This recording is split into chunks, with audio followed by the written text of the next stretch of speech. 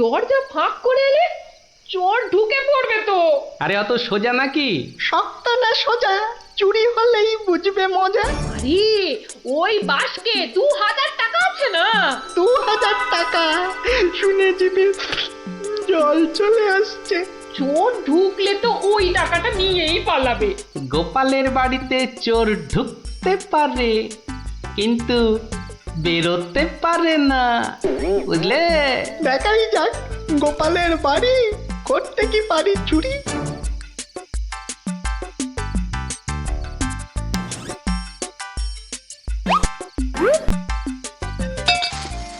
এই কে বাবা তুমি? ও বাবা, এই দেখো তোমার হাতে আবার ছুরি কেন? কে লোগো? আমি চোর। আরে বাবা গো, মা গো, ওরে বাবা গো, মা গো। একদম চুপ, কোনো কথা নয়। আরে গিন্নি চুপ করো না, ও তো বলছে চুপ করতে। তা বলো তো বাবা চোর, কি চাই তোমার? জানলার বাইরে থেকে শুনলাম যে 2000 টাকা আছে, তো সেটা কোথায়? ও, টাকার কথা শুনেছো, আর সেটা কোথায় আছে সেটাও তাহলে শুনেছো। নিয়ে নাও নিয়ে নাও। এই একদম চালাকি করবে না, বেশি পাকামো করলে না এই ছুরি দিয়ে একদম তোমার ভবলীলা সাঙ্গ করে দেবো জানো। ওরে বাবা গো। চুপ, একদম চুপ। আর একটা কথা বললে এই ছুরি আর আমার হাতে না থেকে সোজা গিয়ে ঢুকবে কোথায়? তোমার পেটে। ওরে বাবা, এই আমি মুখে তালা দিলাম। তাড়াতাড়ি এবার বলো তো টাকাটা কোথায়? গিন্নি বলে দাও না টাকাটা কোথায়। কি করছো, বলেই দাও না। অনেকক্ষণ ধরে দাঁড়িয়ে আছে, পা ব্যথা করছে না বেচারা। আমি কিন্তু অনেকক্ষণ ধরে সহ্য করছি, কিন্তু আর নয়।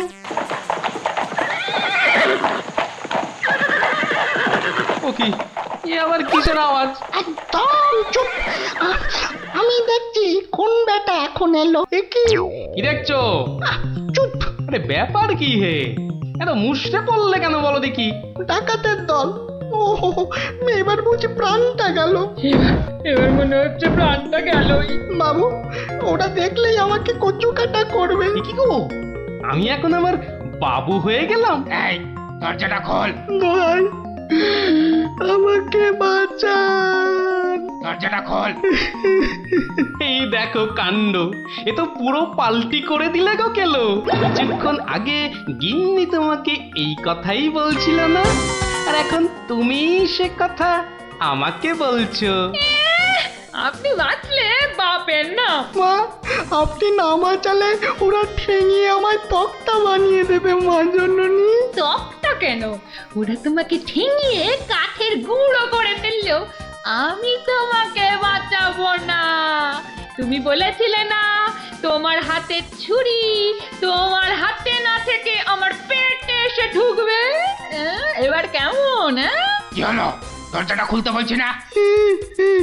আরে বাবা ভয় পেও না, ভয় পেও না। কথাটা কানে যাচ্ছে না নাকি? দরজাটা খোল। বাবু, বাবু গিন্নিমা এবারের মতো বাঁচিয়ে দিন।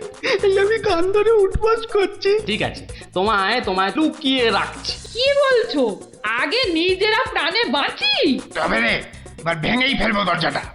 বাবু, দরজা তো ভেঙে ফেললো বলে। এই চুপ, কোনো শব্দ করিস না, কোনো শব্দ নয়। শব্দ কি? আমি নিঃশ্বাস পর্যন্ত ফেলবো না। এই তাহলে তো মারা যাবি রে। ওর মরাই দরকার। বেটার ছেলে আমার ভুঁড়ি ফাটাবে বলেছিল। এ বাবা, ডাকাত যে ঢুকে পড়লো গো।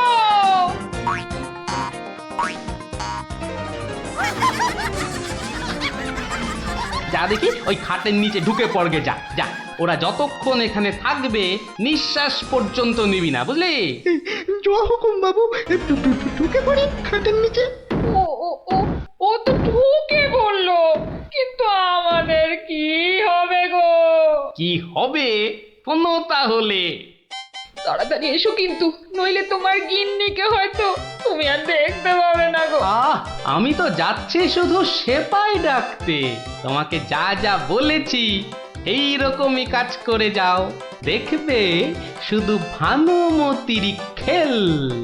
দরজাটা দরজাটা প্রায় ভেঙে এসেছে সর্দার। তোমার না গেলে হয় না গো। এই শোনো, তুমি কি আমাদের সবাইকে মার খাওয়াবে? হ্যাঁ, আমি গেলাম আর এলাম।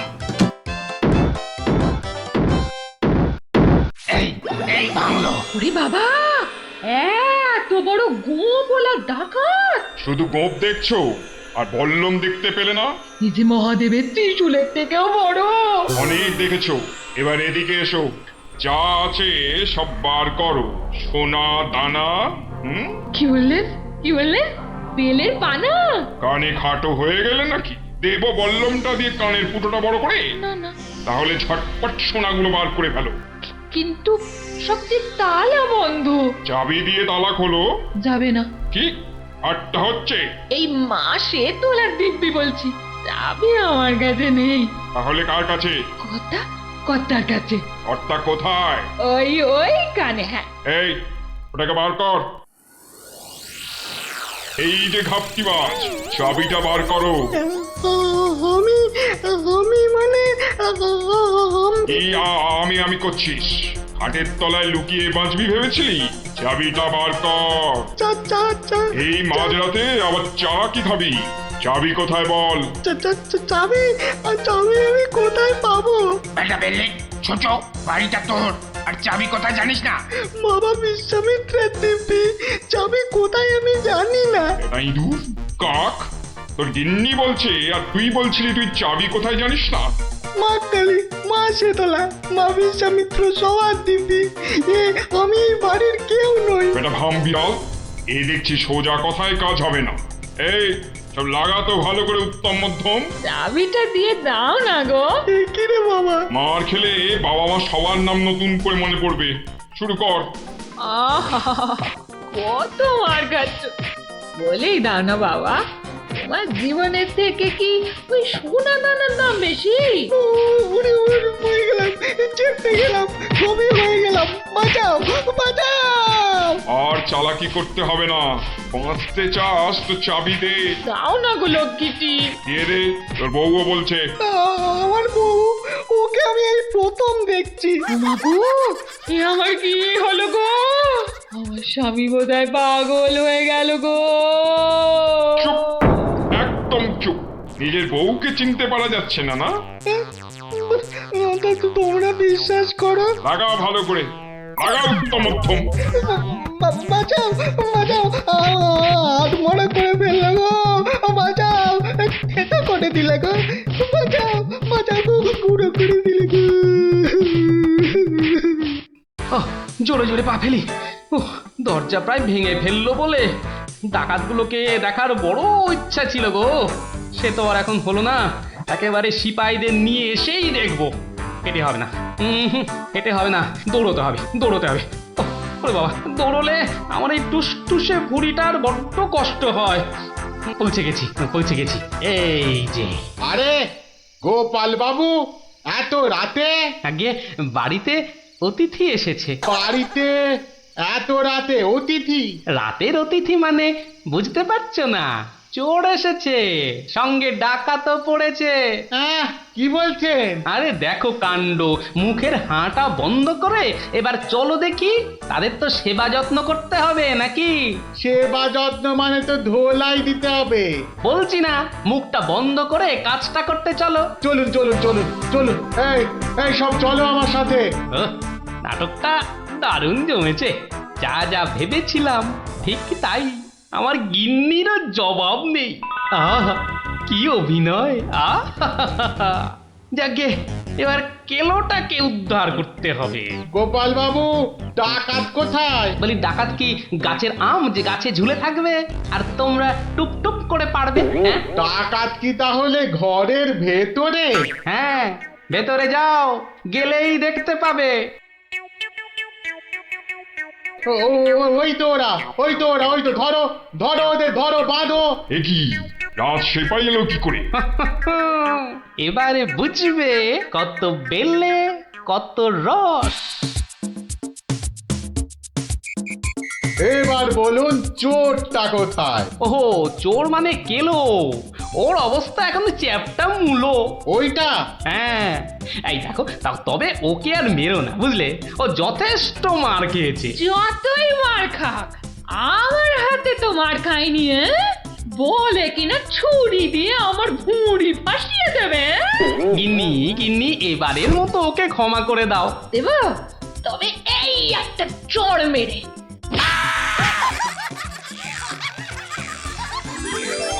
তাহলে বুঝলি তো, বুদ্ধির প্যাঁচের কাছে আর সব প্যাঁচি জব্দ।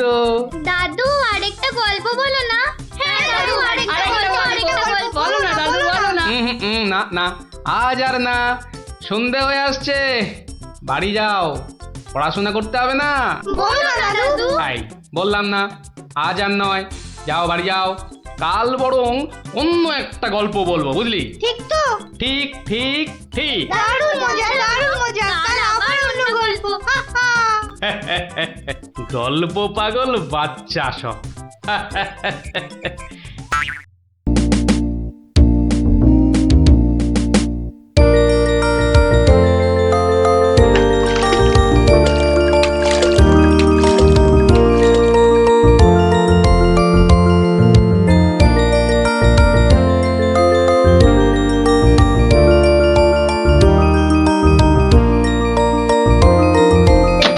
ওই তো। আরে বাবা, পঞ্চপ্রদীপ জ্বলে গেছে দেখছি, হ্যাঁ? পঞ্চপ্রদীপ? পঞ্চপ্রদীপ বলতে? আরে বাবা, 5 প্রদীপের তোরাই তো 5 সলতে রে, হ্যাঁ? কি ব্যাপার রে গুলটে, দুপুরের খেটনটা তো জম্পেশ হয়েছে দেখছি। তা কি দিয়ে ভাত খেলি? আজ ইলিশ মাছ হয়েছিল দাদু। ইলিশ? বলিস কি রে? গোপাল দাদু, গোপাল দাদু, ইলিশ মাছের একটা গল্প বলো না। হ্যাঁ দাদু, একটা ইলিশ মাছের গল্প শোনাও। ঠিক আছে ঠিক আছে, আজ বরং ওই ইলিশেরই একটা ঘটনা শোনাই তোদের, বুঝলি? শোন তবে। একদিন মহারাজ কৃষ্ণচন্দ্রের মহামন্ত্রী বাজার থেকে এক জোড়া ইলিশ কিনে ফিরছেন, বুঝলি? এমন সময় নাম হই মন্ত্রী মশাই। নমস্কার নমস্কার। একেরে জোড়া হিলসা কি না ফিরতেছেন দেখি। কদিন থেকে গিন্নি ইলিশ খাবো করে মাথা খারাপ করে দিচ্ছে। অগত্যা নিলাম দুটো কিনে। তা কত দাম নিল হিলসা গুলান? 300 টাকা কিলো। 300? কেন, খুব বেশি নিল নাকি? বেশি মানে? আপনারে একদম ঠকাই দেছে বেটা। বলো কি হে, ঠকিয়ে দিয়েছে? আল বাত ঠকাই দেছে। কালই তো ওই হোতল বাবু 200 টাকা কেজি দরে লইয়া আইল। মাত্র 200 টাকা করে? তবে আর বলতেছি কেন, তোমার ফদল বাবু যে মাছটা কিনেছিল সেটা বোধহয় গঙ্গার ইলিশ, বুঝেছ? আর এগুলো হচ্ছে পাকা পদ্মার। আর কয়েন না মন্ত্রী মশাই, আপনার কথা শুই না ঘোড়াও হাসবা। এই নবদ্বীপে পদ্মা আসছে কোথায় কম দেখি। সে পদ্মা হলো গে আমাগো দেশে, মানে বাংলাদেশে। বেটা গোমুখদের কি করে বোঝাই? ঠিক আছে বাবু, ঠিক আছে, আমার পয়সা আমি ঠকেছি, ব্যাস, তোমাদের কি? হ্যাঁ, আমি চলি।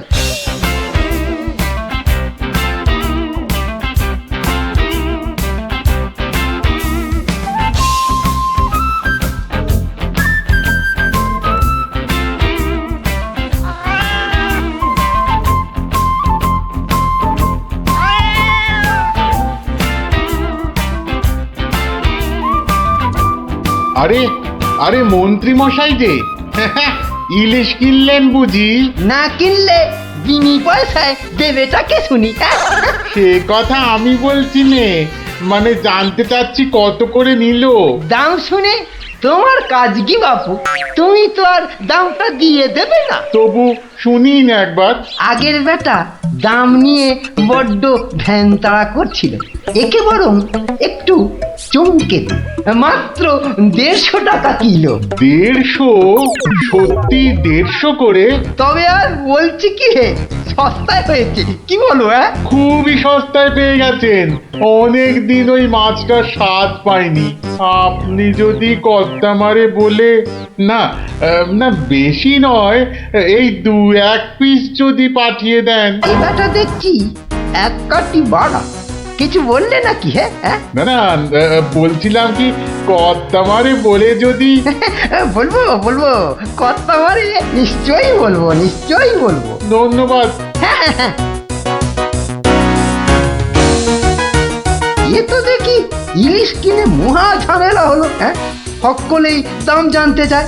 আরে বাবা, বাজারে গিয়ে দাম করলেই তো লাটা চুকে যায়। হ্যাঁ, যত সব।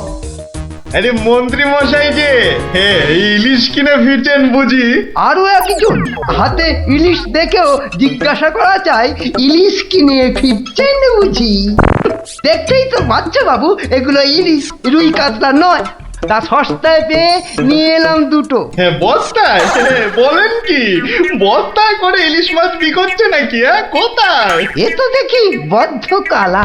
হ্যাঁ, বস্তা নয়, বস্তা নয়, সস্তা সস্তা, মানে কম দাম, বুঝেছো? ও, সস্তায় পেয়ে গেলেন? তা বলবেন তো। তা এমন চেঁচাচ্ছেন কেন? আমি কি কালা নাকি? যাকে যাকে ওসব কথা। সস্তা বলতে কত সস্তা মন্ত্রী মশাই? মানে ঠিক কত করে নিল? একদম জলের দরে। ফলের দরে ইলিশ মাছ? হ্যাঁ, সস্তাই বটে, সস্তা, ঠিক বলেছেন। তা কবে হচ্ছে ইলিশের ভোজ? আমার শ্রাদ্ধে। আজ রাতে? বলেন কি? তা বেশ, আমি আজ রাতেই না হয় একবার হাজির হয়ে যাবো। হ্যাঁ, কিছু বললে? পিছু পিছু চলতে পারলে তো ভালোই হতো। তবে তবে একটা জরুরি কাজ আছে কি না? এ তো দেখছি মহা ফ্যাসাদ। পেশাদ? আগে আপনাদের পেশাদ পাওয়া তো ভাগ্যের ব্যাপার। এখন তবে যাই মন্ত্রী মশাই, কি বলেন? যাই তবে।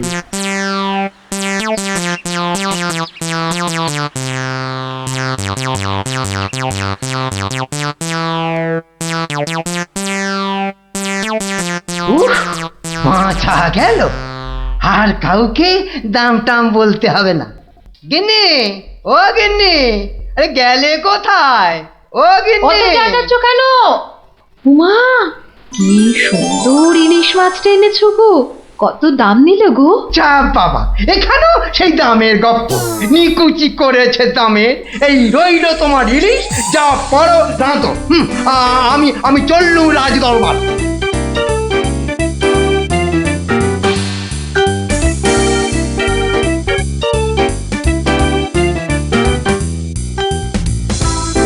কি ব্যাপার মন্ত্রী, আজ এত দেরি হলো যে?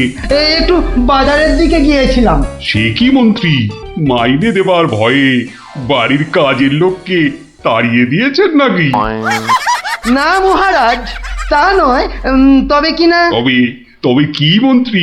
আসলে মহারাজ, গিন্নি কদিন যাবৎ বড্ড ইলিশ ইলিশ করছিল, তাই আমি নিজে গিয়ে তা বলবো কি মহারাজ, ইয়া বড় বড় ইলিশ ধরা পড়েছে। ধরা পড়েছে? বলেন কি মন্ত্রী? ইলিশা চোর না ডাকাত যে ধরা পড়বে? আগে ধরা পড়েছে মানে জেলেদের জালে উঠেছে। ভাই বলুন। সত্যি মহারাজ, এমন ইলিশ আমি বাপির জন্মে দেখিনি। আহা, আহা, কি তার সাইজ, কি তার চেকনাই, চোখে দেখলে মনটা একেবারে জুড়িয়ে যায় মহারাজ। চোখে দেখার বদলে চেখে দেখাটাই বোধ হয় বুদ্ধিমানের কাজ। যাকি, তা মন্ত্রী মশাই, আপনি কি আমার মন্ত্রিত্ব ছেড়ে ইলিশ মাছের ব্যবসা শুরু করবেন নাকি? এ কথা কেন বলছেন মহারাজ? বলছি কি আর সাধে মন্ত্রী, আপনি যেভাবে এই ইলিশ ইলিশ করে খেপে উঠেছেন, তাতে কোনো কিছুই অসম্ভব নয়। ঠিক তা নয় মহারাজ, আসলে এটা ইলিশের মরশুম কিনা, যেখানেই যান শুধুই ইলিশ, শুধুই ইলিশের গল্প। আসলে এটা যে ইলিশের মরশুম সেটা না একেবারেই ভুলে গিয়েছিল। আপনি ঠিকই বলেছেন, এই সময়ে ইলিশের গল্প বন্ধ করা প্রায় অসম্ভব। তো রাজ্যে যা বললিস ভাই, আমার শুধুই ইলিশ চাই। সকালে চাই, দুপুরে চাই, রাতেও ইলিশ চাই। আমার শুধুই ইলিশ চাই। মহারাজ, ইলিশ কিনে ফেরার পথে কত লোক যে দাম জিজ্ঞাসা করেছে, কি বলবো মহারাজ। তা আমার দরবার থেকে বাজারের দূরত্ব কত মহামন্ত্রী? প্রায় মিনিট 10 রাস্তা। 10 মিনিট?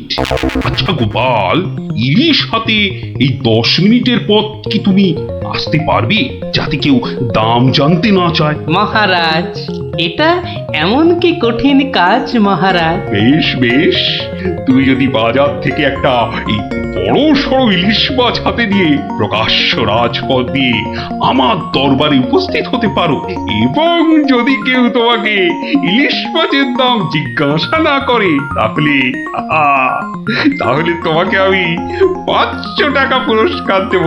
কি তুমি রাজি তো? আমি রাজি মহারাজ। কিন্তু ভুল করেও কেউ যদি ইলিশের দাম জিজ্ঞাসা করে, তাহলে কিন্তু বুঝতেই পারছ, তোমার এই 500 টাকা জরিমানা দিতে হবে। আর এটাই আমার শর্ত। আপনার শর্ত শিরোধার্য মহারাজ। আজ নির্ঘাত তুমি ঠকবে গোপাল, নির্ঘাত ঠকবে। পুরস্কার পাওয়া তো দূরের কথা, তুমি বরং জরিমানার 500 টাকা ট্যাঁকে গুজে মাছ কিনতে যাও। সে দেখা যাবে মন্ত্রী মশাই। তাহলে আমাকে মাছের দামটা দিন মহারাজ। ধন্যবাদ। এবার আমাকে তবে আসতে আজ্ঞা দিন মহারাজ। ঠিক আছে গোপাল, তাহলে শুভস্য শীঘ্রম, তুমি এখনই রওনা হয়ে যাও। আজ্ঞে মহারাজ, এই গেলুম আর এই এলুম। তোরা যে যা বললিস ভাই, আমার শুধুই ইলিশ চাই। সকালে চাই, দুপুরে চাই, রাতেও ইলিশ চাই। আমার শুধুই ইলিশ চাই। মন্ত্রী, বলতে আজ্ঞা হোক মহারাজ। আপনি আপনার বিশ্বস্ত কোনো লোককে পাঠান, যে গোপালকে অনুসরণ করবে আর রাজপথে যা যা ঘটেছে তার বর্ণনা দেবে। কিন্তু সাবধান, গোপাল যেন ঘুণাক্ষরেও কিছু টের না পায়। আপনি নিশ্চিন্তে থাকুন মহারাজ, আমি আমার সবচেয়ে বিশ্বস্ত অনুচরকে পাঠাচ্ছি। ফিরে এসে ও সবিস্তারে আপনাকে সব জানাবে। বেটা ভাঁড়ের সব জারি জুরি আজই খতম হবে। ঠিক আছে, আমি তাহলে এখন একটু বিশ্রামে যাচ্ছি, আপনারাও আসুন।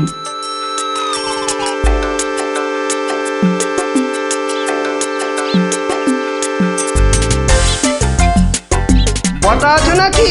ভেতরে আসতে আজ্ঞা হোক হুজুর। তার দরকার নেই, তোমাকে একটা গুরুত্বপূর্ণ কাজের দায়িত্ব দিতে এসেছি বটা। কাজটা করা চাই কিন্তু। নিশ্চয়ই নিশ্চয়ই, কি করতে হবে শুধু বলুন। শোনো, মহারাজ গোপালকে ইলিশ মাছ কিনতে পাঠিয়েছে। তুমি এক্ষুনি বাজারে চলে যাও। গোপাল মাছ নিয়ে ফেরার সময় যেভাবেই হোক মাছের দামটা জেনে নিতে হবে, বুঝেছো? কিন্তু সাবধান, আমি যে তোমাকে পাঠিয়েছি সে কথা ঘুণাক্ষরেও যেন কেউ জানতে না পারে। আপনি নিশ্চিন্তে থাকুন মন্ত্রী মশাই। ঠিক আছে ঠিক আছে, তুমি রওনা দাও, রাজসভায় দেখা হবে, কেমন? হ্যাঁ, কি গো, পাগল টাগল হয়ে গেলে নাকি? এইসব ছাই বর্ষ মাখতেছে বড়। ও গো, আমার কি হলো গো? ওনাকে বোধহয় তেনারা ভর করেছে। ও গো, কি হলো গো? রাম রাম রাম রাম রাম রাম রাম রাম রাম রাম রাম রাম রাম রাম রাম রাম। ও গো, তুমি মরা কান্না থামাবে গিন্নি? থামবো কি গো? তেনারা তোমাকে ধরলেন আর আমি তেরি ছাই। আরে বাবা, ইলিশ মাছ কিনতে যাচ্ছে কিনা, তাই তাই সব ছাই বর্ষ মাখছো? হাতে কড়কড়ে 500 টাকা এনে দিলে বুঝবে এই সাজের কি মহিমা। যাক, এখন আমি তৈরি, এবার চলি গিন্নি। টাটা।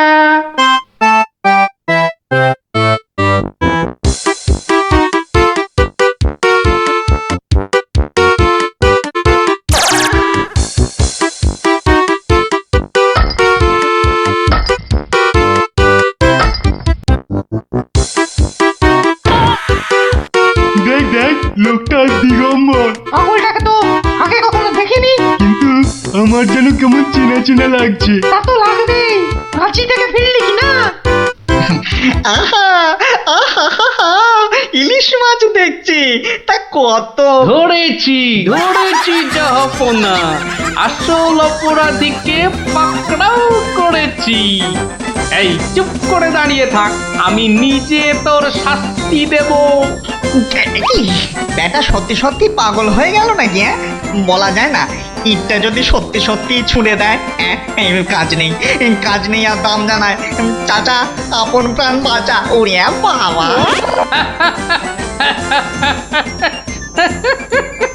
বেটা, ঘুঘু দেখেছো? ঘুঘুর ফাঁদ দেখনি? এই নির্ঘাত মন্ত্রী মশাইয়ের কাজ, না হলে আগ বাড়িয়ে কেন বলতে যাবে?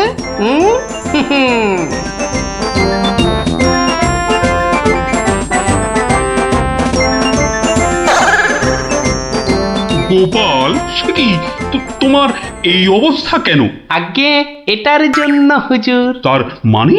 আপনার কথা মতো ইলিশ এনেছি মহারাজ, কিন্তু বিশ্বাস করুন, মাছের দাম নিয়ে কেউ কোনো প্রশ্নই করেনি মহারাজ। বটি, মন্ত্রী, আপনার অনুচরদের ডাকুন। আমি হাজির মহারাজ। তুমি দেখেছো গোপালকে ইলিশের দাম নিয়ে কেউ কিচ্ছু বলেনি? হ্যাঁ মহারাজ, দেখেছি। কিন্তু কিন্তু কি? মানে গোপাল ভাঁড় পাগল হয়ে গেছে। সে কি? আজ্ঞে মহারাজ, পাগল না সাজলে মন্ত্রী মশাই আজ যে জিতে যেতেন। তার মানে? মানে আর কিছুই নয় মহারাজ, মন্ত্রী মশাইয়ের অনুচরই আমাকে দাম জিজ্ঞেস করতে যাচ্ছিল, তাই বাধ্য হয়ে। ব্যাপারটা একটু খুলে বলবে গোপাল? তবে শুনুন মহারাজ। লোকটা দিগম্বর। ইলিশ মাছ দেখছি, তা কত? আসল অপরাধীকে পাকড়াও করেছি। ব্যাটা সত্যি সত্যি পাগল হয়ে গেল নাকি? ওরে বাবা!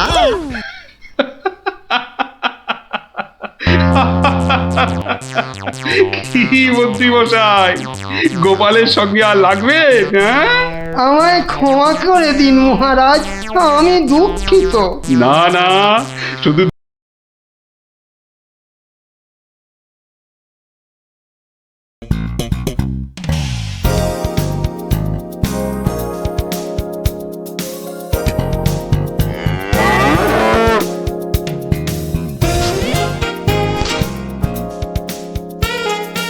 দিদি, এই দিদি, গোপাল দাদু, চল তাড়াতাড়ি।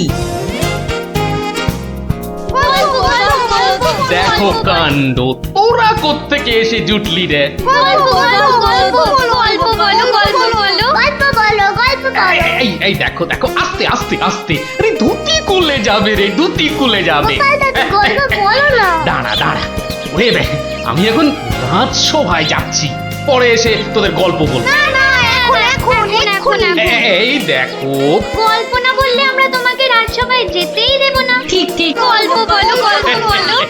আচ্ছা আচ্ছা আচ্ছা, বেশ, চল ওই গাছতলাটায় গিয়ে বসি। হ্যাঁ, আয় আয় আয়। নাও, এবার শুরু করো। শোন তো, তোরা তো ওই মুর্শিদাবাদের নবাবের কথা শুনেছিস? হ্যাঁ, এক ভীষণ খামখেয়ালি লোক, বুঝলি? হঠাৎ হঠাৎ তার মাথায় অদ্ভুত সব খেয়াল চাপে, আর তার জন্য মাথা খারাপ হয়ে যায় আমাদের মহারাজ ওই কৃষ্ণচন্দ্র। তো সেবার হলো কি,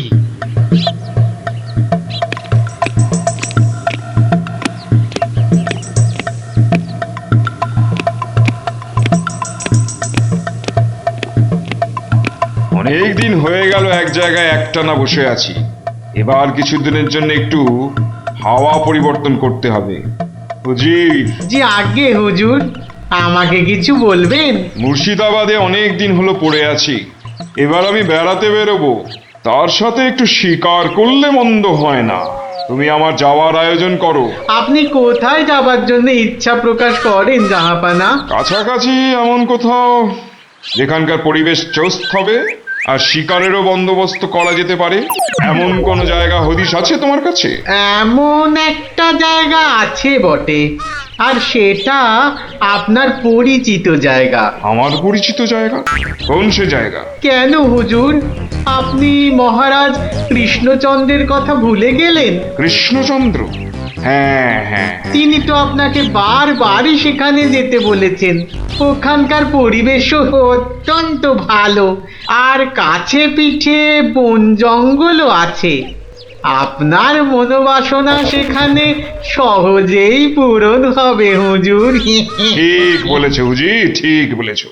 তুমি এখনই কৃষ্ণচন্দ্রকে সংবাদ পাঠিয়ে দাও যে আমি ওর রাজ্যে কিছুদিনের মধ্যেই ছাউনি ফেলবো।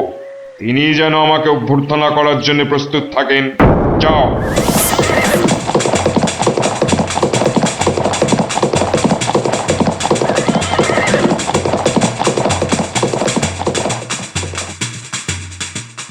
বন্ধুগণ, আজকে আমার কাছে একটা বড়ই গুরুত্বপূর্ণ খবর আছে।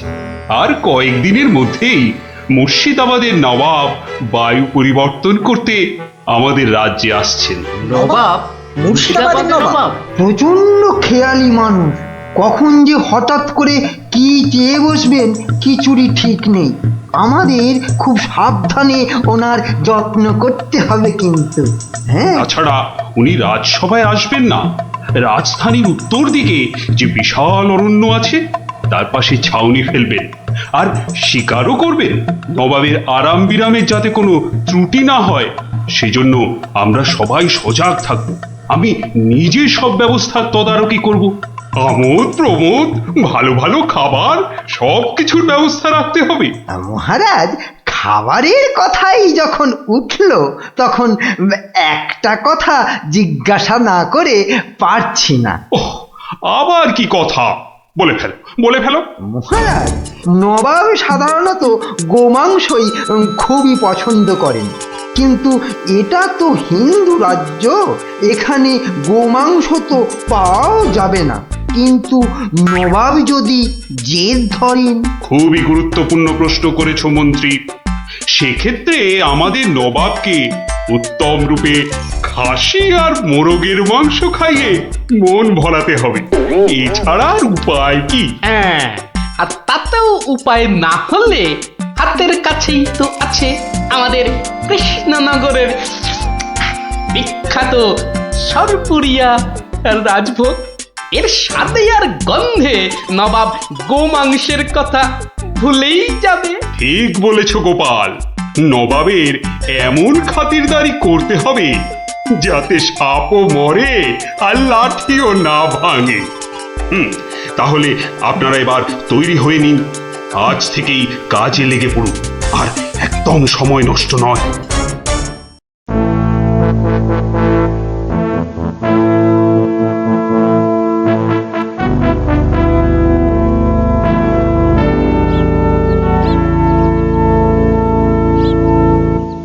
বাহ, বহুত খুব, বড়ই জবরদস্ত চিজ। কি নাম বললেন এই খাবারের? আগে হুজুর, সরপুরিয়া আমাদের রাজ্যের সব থেকে জনপ্রিয় মিষ্টি। তা আমাদের বাবুর্চিকে শিখিয়ে দিলে সে এরকম জবরদস্ত জিনিস নিশ্চয়ই পাকাতে পারবে। নিশ্চয়ই জাহাপনা। তাছাড়া মোগলাই খানার সাথে সরপুরিয়া বেশ ভালোই লাগবে বোধহয়। ভালোই লাগবে। আর তার সাথে একটু মোগলাই গরম মশলা মেশালে স্বাদ আরো বেড়ে যাবে। মিষ্টিতে গরম মশলা? বাবার জন্মেও শুনিনি। কিছু কি আপনি বলতে চাইছেন? না না না না না না, মানে আপনার ভাবনা খুবই ভালো হুজুর। আমাদের ময়রা আপনার বাবুর্চিকে সব শিখিয়ে দেবে। কি হলো, বাইরে এত গোলমাল কিসের? একবার দেখো তো।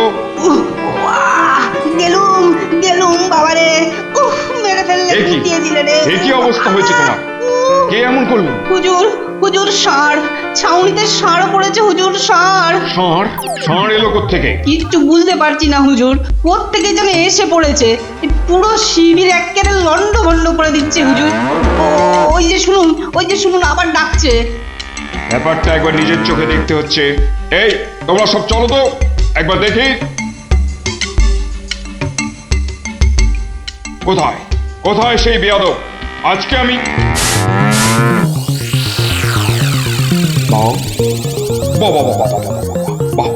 বহুত খুব, কি চমৎকার ষাঁড়, কি নধর দেহ, যেন তেল চুইয়ে পড়ছে।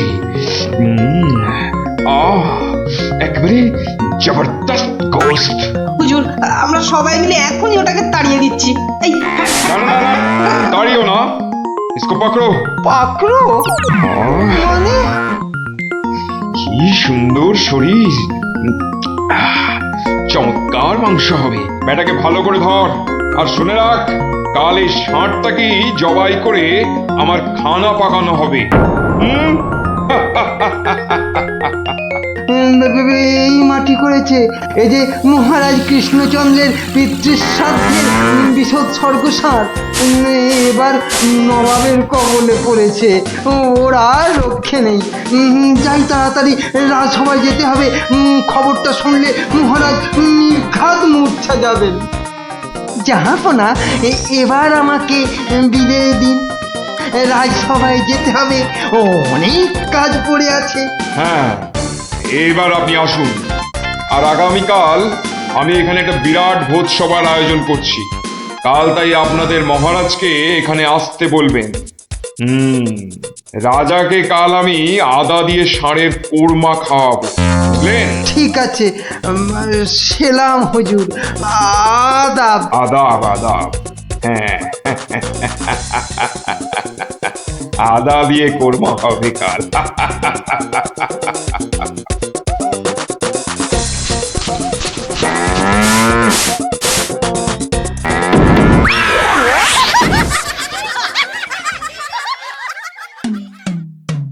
একই কথা শোনালে মহামন্ত্রী, এ আমি কি চরম ধর্ম সংকটে পড়লাম। আমার পিতা শ্রাদ্ধে উৎসর্গ করে ষাঁড়টাকে ধর্মের নামে ছেড়ে দিয়েছিলাম। বৃষোৎসর্গের বৃষ মারা পড়লে যে আমার পিতৃপুরুষ নরকে যাবে। কিন্তু নবাবের হাত থেকে ওকে উদ্ধার করার উপায়ই বা কি? নবাব যাকে খেতে চাইছেন তাকে ছিনিয়ে আনার চেষ্টা মানে তো রাজদ্রোহ বই তো কিছু নয়। তাই তো, ওরে বাবা, সর্বনাশ হয়ে গেল, সর্বনাশ হয়ে গেল। হিন্দুর নগরে গো হত্যা হলো, আমার পিতৃপুরুষের নরকবাস হবে। কোনো উপায় নেই ঠেকাবার। যত সব বদমাইশ নবাব। আমাদের এ কি সর্বনাশ হলো, কি সর্বনাশ হলো! থামুন, বিপদের সময় একটা বুদ্ধি দেওয়ার নাম নেই, আবার নাকি কান্না কাঁদতে লেগেছে। সবাই সবাই একদম চুপ করে থাকবেন। আমাকে আমাকে একা ভাবতে দিন তো, দেখি দেখি কোনো শেষ রক্ষা করতে পারি কিনা। আগে মাফ করবেন মহারাজ, আমার উপর ভার দিলে আমি ষাঁড়টাকে নবাবের কবল থেকে খালাস করে আনতে পারি। কার সাথে টক্কর দিতে হবে বুঝতে পারছো? এ হলো স্বয়ং মুর্শিদাবাদের নবাব। আমার উপর ভরসা রাখুন মহারাজ, আমার জেদ তো আপনি ভালো করেই জানেন। তুমি বোধহয় নবাবকে ঠিকভাবে চেনো না। নবাবের মতো বদরাগী লোক রসিকতায় ভোলেন না। আপনাদের নবাবও কিন্তু আমাকে সম্যক ভাবে চেনেন না। আপনি বলুন না মহারাজ, আমার দৌড় ওনার জানা আছে কি? তুমি ঠিক কি করতে চাও? আমি তো কিছুই ভেবে কুল পাচ্ছি না। আপনি শুধু একটা ছোট্ট কাজ করুন। ছোট্ট কাজ? ছোট্ট কাজ কিরকম?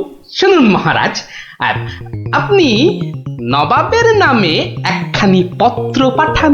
আমার কথা বলুন, বলুন বলুন বলুন, আপনি আমাকে পাঠাচ্ছেন। তোমাকে পাঠাচ্ছি? কেন কেন?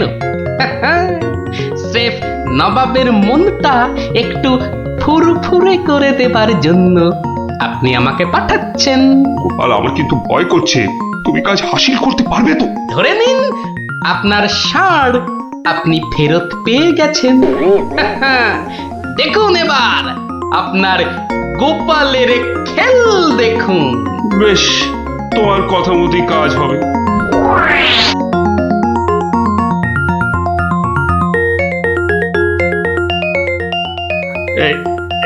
এই আমি চিঠি লিখে দিচ্ছি। প্রণাম মহারাজ, এই চললাম আমি ষাঁড় উদ্ধার অভিযানে।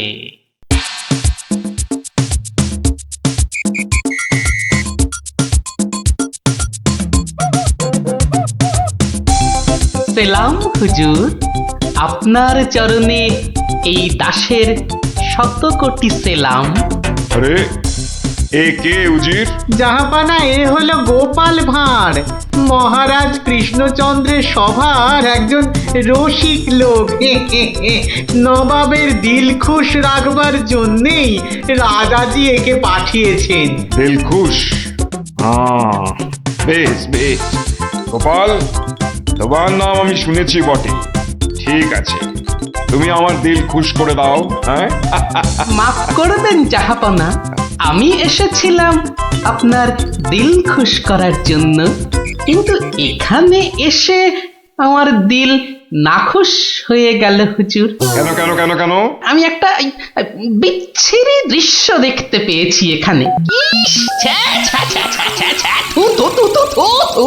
কি দৃশ্য তুমি দেখলে যে এত নফরত? হুজুর, ওই নোংরা সাপটা কেন আপনার পবিত্র শিবিরে বেঁধে রেখেছেন জাহাপনা? নোংরা বলছো কেন? বেশ তাগড়াই আছে, ভালো গোস্ত হবে। হ্যাঁ হুজুর, খেয়ে ফেলুন, খেয়ে ফেলুন, যত তাড়াতাড়ি পারেন সাপটাকে খেয়ে ফেলুন। তুমি হিন্দু হয়ে ষাঁড় খাওয়ার কথা বলছো? হুজুর, ওই সাপটা বড়ই নোংরা। ও যা উৎপাত করে, গোটা দেশের লোক ওর জ্বালায় একেবারে অস্থির হয়ে যায় হুজুর। কে উৎপাত করে? গুটিয়ে দেয়? না হুজুর, তাহলে তো ল্যাটা চুকেই যেত। কিন্তু ওই সার যা করে, এই ও আমি মুখে আনতে পারবো না হুজুর।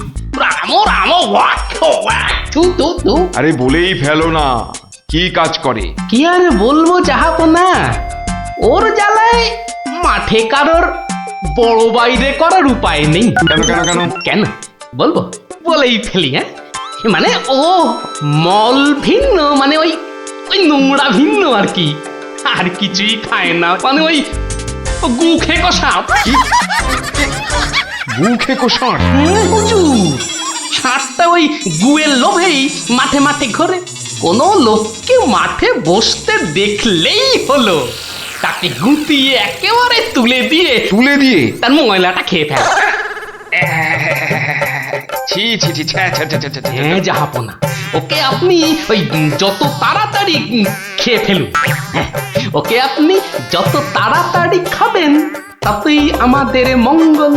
এই, দেশের লোক নিশ্চিন্ত হয়ে মাঠে বসুক। তবা তবা তবা তবা, এই ষাঁড়ের মাংস আমি খেতে চেয়েছিলাম। আপনি কি অসুস্থ বোধ করছেন জাহাপনা? না না না না না, মানে ঠিক আছে ঠিক আছে। এই এই এই ষাঁড়টাকে এক্ষুনি বিদায় কর। হুজুর, ষাঁড়টার শরীর স্বাস্থ্য ভালোই, বেশ এই উপাদেয় মাংস হতো হুজুর। না হয় একটু ওই মলি খায় আর কি। না না না না, ওকে দূর করো দূর করো। আর উজি, এক্ষুনি আমার মুর্শিদাবাদ ফেরার ব্যবস্থা করো, এক্ষুনি এক্ষুনি। জো হুকুম জাহাপানা। হুজুরের যেমন মরছি। আমি আসছি হুজুর, আদাব। হাট হাট, ওর দড়ি খুলে দে, যা যা যা যা।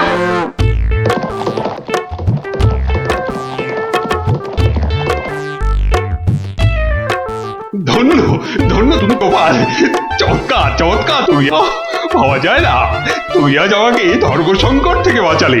মন্ত্রী মন্ত্রী, গোপালকে 2000 টাকা পুরস্কার দাও এক্ষুনি। মহারাজের জয় হোক। ব্যাস, নবাব ষাটটাকে ছেড়ে দিয়ে মুর্শিদাবাদ পালালেন, আর আমাদেরও ঘাম দিয়ে জ্বর ছাড়লো। তোরা সব খুশি তো? হ্যাঁ, এবার তাহলে আমি রাজসভায় যাই। কাল কিন্তু আর একটা গল্প বলতে হবে। আচ্ছা বাবা, আচ্ছা, বলবো বলবো।